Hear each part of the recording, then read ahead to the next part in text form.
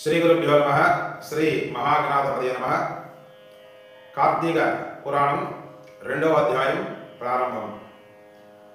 సోమవార వ్రత ఫలితాన్ని జనక మహారాజుకు చెప్పిన విధానం. కార్తీక మాసంలో సోమవార వ్రతం చాలా విశిష్టతో కూడుకున్నటువంటిది. సోమవార వ్రతాన్ని స్త్రీలు కానీ పురుషులు కానీ ఏ జాతి వారు కూడా చేసిన సత్ఫలితంతో పాటు కైలాస ప్రాప్తి, వైకుంఠలోక ప్రాప్తి పొందగలరు. కార్తీక మాసంలో సోమవార వ్రతాన్ని ఏ విధంగా ఆచరించాలి? సోమవారం శివునికి చాలా ప్రీతికరమైనటువంటిది. కావున సోమవారం నాడు తెల్లవారుజామునే స్నాన సంధ్యావందనాలు చేసుకొని శివార్చన చేసుకొని దాన ధర్మములు చేయగలరు. సోమవారం అంతయు ఉపవాస విధిని పాటించి ఏమీ తినకుండా ఉపవాస విధిని పాటించి సాయంత్రం చుక్క చూసుకొని అంటే నక్షత్రాన్ని చూసుకొని భోజనం చేయవలను. తరువాత రాత్రంతయు కూడా జాగరం ఉండి మెలకువగా ఉండి శివ అర్చన కానీ విష్ణు అర్చన కానీ చేసుకొని తెల్లవారుజామున శివార్చనకి బిల్వ దళాలతో స్వామివారిని పూజించి తరువాత తిలదానం ఇచ్చినటువంటిదై కనీసము కొంతమంది పేదలకు అన్నదాన కార్యక్రమం చేసి అది అవని ఎడల కనీసము 3 బ్రాహ్మణులకైనా భోజనము పెట్టినటువంటి వారే తరువాత దాన ధర్మములు చేయవలెను.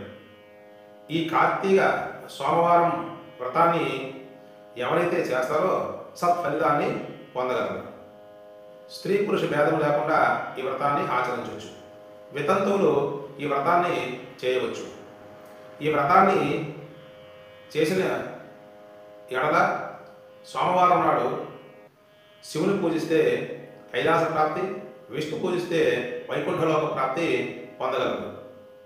కావున ఈ సోమవార వ్రతం మహత్యం వల్ల ఒక శునకం కుక్క కైలాసం చేరుకునే విధానాన్ని, ఒక ఇతిహాసాన్ని చెప్తాను విను అని ఈ విధంగా చెప్తున్నాను. కాశ్మీర్ దేశంలో ఒక బ్రాహ్మడు ఉండేవాడు. అతను పౌరోహిత్యం చేసుకుంటూ తన కుటుంబాన్ని పోషించుకుండేవాడు. అతనికి లేక లేక ఒక కుమార్తె జన్మించింది. ఆమె పేరు స్వతంత్ర విష్ణుని. అయితే ఈ యొక్క పాపని అల్లారు ముద్దుగా పెంచుకుండేవాడు.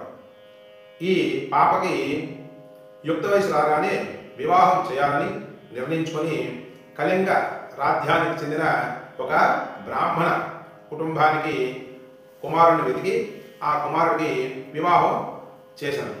అయితే ఈవిడ అల్లారు ముద్దుగా పెరగడం వల్ల కొంచెము అల్లరి పనులు ఎక్కువగా చేసేది.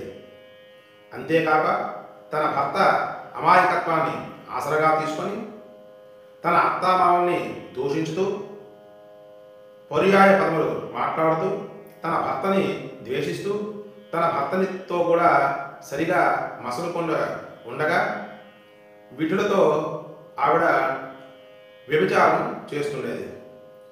ఆవిడ చాలా సౌందర్యవతి.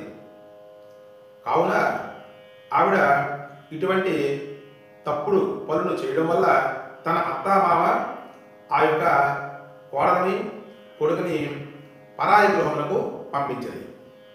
అయినప్పటికీ స్వతంత్రం వచ్చినది కావున తన భర్తతో అసభ్యకరంగా ఉంటూ భర్తని చూడకుండా పరుషమైన మాటలాడుతూ ఉండేది.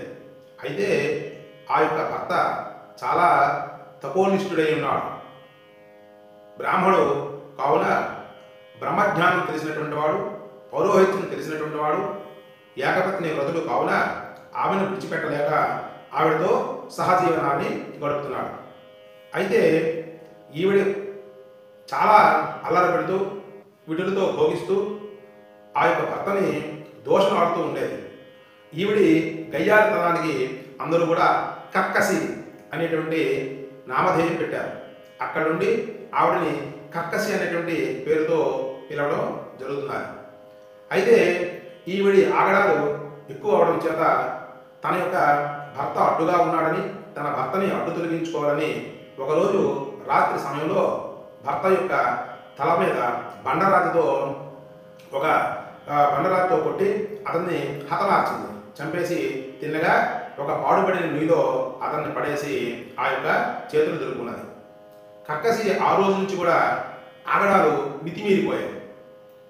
ఆవిడ తమ భేదం లేకుండా అందరితో రమిస్తూ ఉండేది. చివరికి తన శరీరం పటుత్వం అయిపోయిన తరువాత శరీరం నుంచి కూడా అనేక విధాలైనటువంటి రక్తము, మాంసము, చీము, నెత్తులతో ఆ యొక్క శరీరము భ్రష్టు పట్టిపోవడం వల్ల ఆవిడకి కుష్టు వ్యాధి సోకించింది. ఎవరు కూడా ఆవిడని దగ్గరకు రానిచ్చేవారు కాదు. ఆకలి బాధతో కొన్నాళ్ళు పోయిన తర్వాత మరణించింది. మరణించిన తర్వాత మనకి యాతనా శరీరం ఇస్తారు. యాతనా శరీరం అనేది గరుడ పురాణంలో ఉన్నటువంటి శీర్షిక. అయితే ఆ శరీరాన్ని విడిచిపెట్టలేము. బాధ విపరీతంగా ఉన్న విడిచిపెట్టలేము. ఇప్పుడు మనకి బాధ ఉన్నదనుకోండి, మనం శరీరాన్ని విడిచిపెట్టేస్తాం. ఇందులో పడిపోవడం కానీ లేదా ఉలి వేసుకోవడం కానీ ఇటువంటివన్నీ జరుగుతాయి. కానీ అది విడిచిపెట్టలేనటువంటిది. బాధ అనుభవించాలి, శిక్షను అనుభవించాలి. కావున ఆ యొక్క శరీరాన్ని పట్టుకొని యమదూతలు తిన్నగా యమలోకాన్ని తీసుకుని వెళ్ళారు. అత్తామామను సరిగ్గా చూడకపోవడం వల్ల ఆవిడికి ఇనప చువలకు కట్టి ఆ యొక్క ఇనప చువలని బాగా వేడి చేసేవాడు. ఆ బాధ భరించేది. అంతేకాకుండా ఆ యొక్క భర్తని చంపినందుకు రౌరాది నరకంలో పడేశాడు.